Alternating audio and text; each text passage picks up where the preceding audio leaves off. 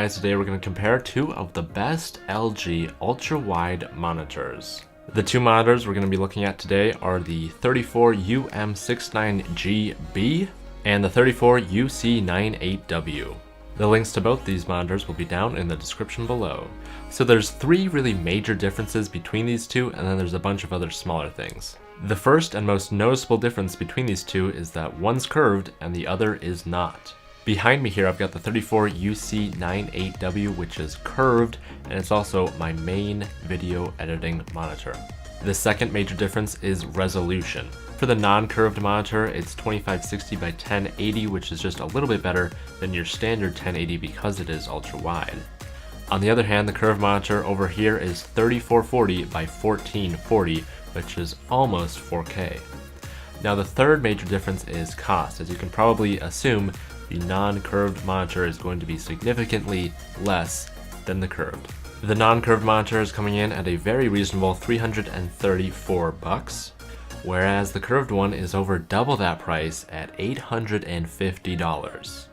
Now just stating those three facts alone, it's really making the curved one not look so hot anymore, but there are quite a few other minor things that kind of ticks it up another notch. For instance, the number of ports on the back for the non-curved one, there's just the power, a headphone jack, USB-C, and HDMI.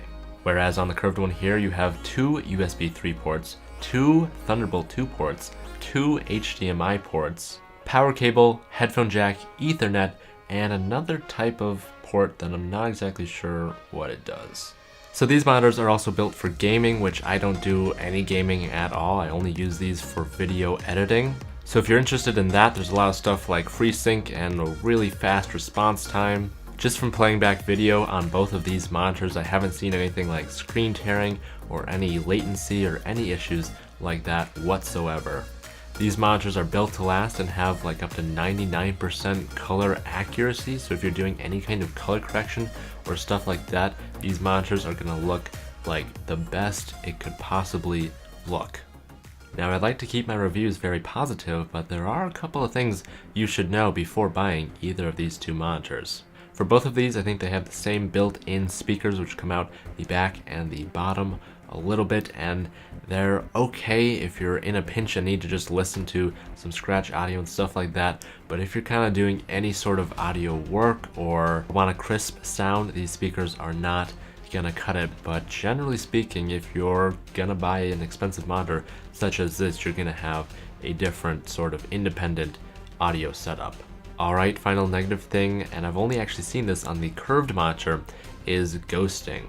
Now this doesn't happen too often and it's very difficult to film, so I don't actually have any really good examples to show you, but basically if you're on one page for a long time, and I've only seen this just like watching YouTube videos, if you're on the YouTube page, the generic with a white background, and you're sitting watching a video for 10, 20, 30 minutes, and then you switch over to a gray screen, you'll see the outline of the page that you were just watching is burned into the screen. Now the good thing is this will go away after about a minute of not being on that same page, but if you're switching between tasks, it can be quite distracting. Personally, I've found somewhat of a solution to this. So on your YouTube settings, you can switch to go to a dark theme, and that basically takes the background of the YouTube page and turns it dark. This is also a lot easier on your eyes if you're in a dark environment. I really like that YouTube included this nice little feature, and a great outcome is you won't get any more screen burning. Alright, that's it for the review. Links again are down in the description below. I would highly recommend either. If you have never bought a monitor before, I would definitely take a look at the non-curved version, but if you do have some sort of a monitor before or really want the best of the best, this guy right here is incredible. Thank you for watching, and as always, don't forget to keep it pro. Now, back to the editing.